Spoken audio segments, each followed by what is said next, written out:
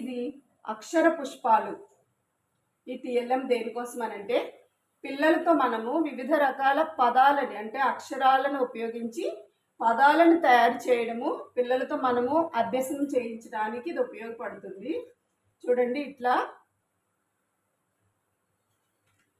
Sticks మీద flowers cut చేసి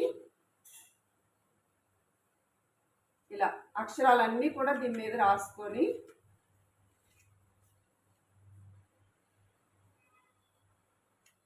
ఇంకా మంచి కలర్స్ మీరు వాడచ్చు.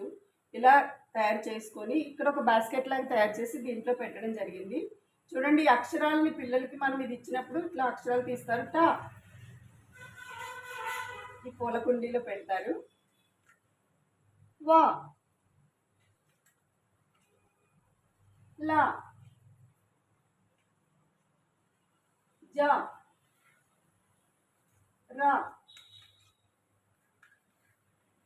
పా, ఖా,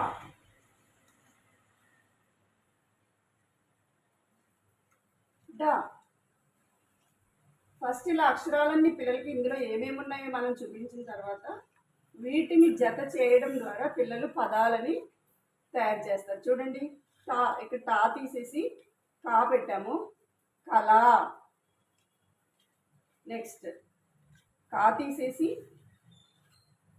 వా పెడితే వల.